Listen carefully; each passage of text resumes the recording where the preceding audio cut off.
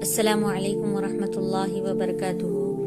الحمد للہ رب العالمین والصلاة والسلام علی سید الانبیاء والمرسلین وعلی آلہ واصحابہ اجمعین، اما بعد، قال اللہ تبارک وتعالی فی القرآن المجید فاعوذ باللہ من الشیطان الرجیم، بسم اللہ الرحمن الرحیم، يا أيها الذين آمنوا إذا نودي للصلاة من يوم الجمعة فاسعوا إلى ذكر الله وذروا البيع ذلكم خير لكم إن كنتم تعلمون۔ اے ایمان والو، جب جمعہ کے دن نماز کے لیے اذان دی جائے تو فوراً اللہ کے ذکر کی طرف تیزی سے چل پڑو اور خرید و فروخت چھوڑ دو، یہ تمہارے حق میں بہتر ہے اگر تم علم رکھتے ہو۔ جمعہ اس دن کا نام عربی زبان میں عروبہ تھا۔ جمعہ کو اس لیے کہا جاتا ہے کہ نماز کے لیے جماعتوں کا اجتماع ہوتا ہے۔ اس کی وجہ تسمیہ یہ بھی ہے کہ سب سے پہلے جس شخص نے اس دن کا نام جمعہ رکھا وہ کعب بن لوی ہے۔ پہلا جمعہ جو نبی کریم صلی اللہ علیہ وسلم نے اپنے اصحاب کے ساتھ پڑھا، اصحاب سیر کا بیان ہے کہ حضور صلی اللہ علیہ وسلم جب ہجرت کر کے مدینہ طیبہ تشریف لائے تو 12ویں ربیع الاول دوشنبے کا دن تھا۔ چاشت کے وقت مقام خبا میں اقامت فرمائی۔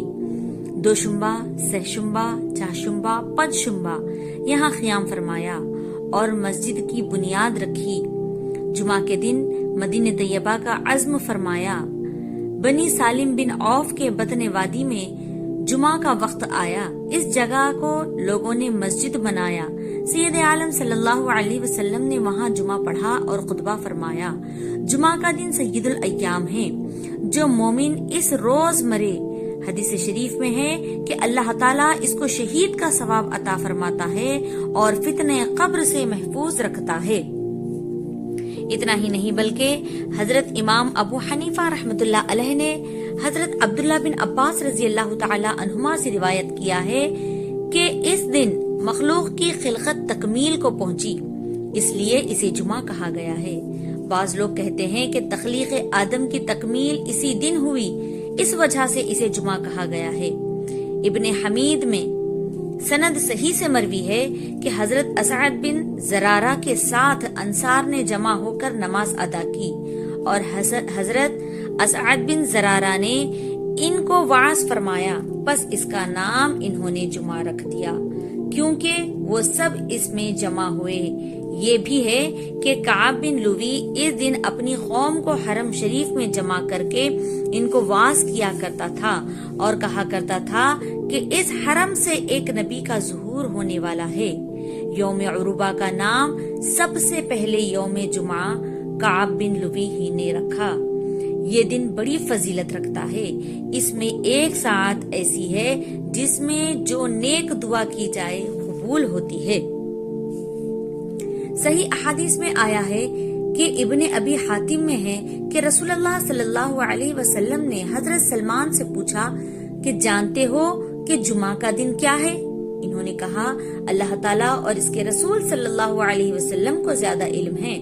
آپ نے فرمایا اسی دن تیرے ماں باپ یعنی آدم و حوا کو اللہ تعالیٰ نے جمع کیا، یا یوں فرمایا کہ تمہارے باپ کو جمع کیا۔ اسی طرح ایک حدیث میں حضرت ابو ہریرہ رضی اللہ تعالی عنہ سے مروی ہے، فاللہ اعلم، پہلے اسے یوم العروبہ کہا جاتا تھا۔ پہلی امتوں کو بھی ہر 7 دن میں ایک دن دیا گیا تھا، لیکن جمعہ کی ہدایت انہیں نہ ہوئی۔ یہودیوں نے ہفتہ پسند کیا جس میں مخلوق کی پیدائش شروع بھی نہ ہوئی تھی۔ نصارہ نے اتوار اختیار کیا جس میں مخلوق کی پیدائش کی ابتدا ہوئی، اور اس امت کے لیے اللہ تعالیٰ نے جمعہ کو پسند فرمایا۔ جس دن اللہ تعالیٰ نے جمعہ کو پسند فرمایا اس دن اللہ تعالیٰ نے مخلوق کو پورا کیا تھا۔ اتنا ہی نہیں بلکہ سنن اربعہ میں ہے کہ جو شخص جمعہ کے دن اچھی طرح غسل کرے اور سویرے سے ہی مسجد کی طرف چل دے، پیدل جائے، سوار نہ ہو اور امام سے قریب ہو کر بیٹھے، خطبے کو کان لگا کر سنے، لغو کام نہ کرے، تو اسے ہر ایک قدم کے بدلے سال بھر کے روزوں اور سال بھر کے قیام کا ثواب ہے۔ بخاری و مسلم میں ہے کہ جو شخص جمعہ کے دن جنابت کے غسل کی طرح غسل کرے، اول ساعت میں جائے، اس نے گویا ایک اونٹ اللہ کی راہ میں قربان کیا، دوسری ساعت میں جانے والا گائے کے مثل قربانی کرنے کے برابر ہے، تیسری ساعت میں جانے والا مرغ اللہ کی راہ میں صدقہ کرنے والے کی برابر کی طرح ہے، پانچویں ساعت میں جانے والا ایک انڈا اللہ کی راہ میں قربانی یعنی صدقہ دینے والے کے برابر کی طرح ہے۔ پھر جب امام آئے، فرشتے خطبہ سننے کے لیے حاضر ہو جاتے ہیں۔ مستحب ہے کہ جمعہ کے دن اپنی طاقت کے مطابق اچھا لباس پہنے، خوشبو لگائے، مسواک کرے اور صفائی اور پاکیزگی کے ساتھ جمعہ کی نماز کے لیے آئے۔ مسند احمد میں ہے کہ جو شخص جمعہ کے دن غسل کرے اور اپنے گھر والوں کو خوشبو ملے اور اچھا لباس پہنے، پھر مسجد میں آئے اور کچھ نوافل پڑھے، اگر جی چاہے اور کسی کو ایذا نہ دے، یعنی گردنیں پھلانگ کر نہ آئے، نہ کسی بیٹھے ہوئے کو ہٹائے، پھر جب امام آ جائے اور خطبہ شروع ہو جائے تو خاموشی سے سنے، تو اس کے گناہ جو اس جمعہ سے لے کر دوسرے جمعہ تک ہوں سب کا کفارہ ہو جاتا ہے۔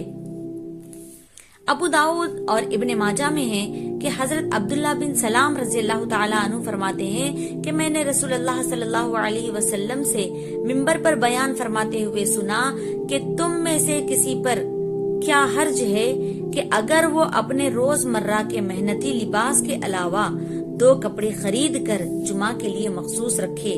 حضور صلی اللہ علیہ وسلم نے یہ فرمان اس وقت فرمایا جب لوگوں پر وہی معمولی چادریں دیکھی تو فرمایا کہ اگر طاقت ہو تو ایسا نہ کرو بلکہ ایک نیا اور اچھا لباس پہنو۔ تو جمعہ کی جو تعظیم و تکریم حضور صلی اللہ علیہ وسلم نے ہمیں بتائی ہے، اس کا احترام کرنا ہمارے لیے بے حد ضروری ہے۔ اللہ تعالی ہم تمام کو جمعہ کی نعمتیں برکتیں لوٹنے کی توفیق عطا فرمائے، اور اللہ تعالی اس دن کے صدقے و طفیل ہماری حاجتوں کو پوری فرمائے، آمین۔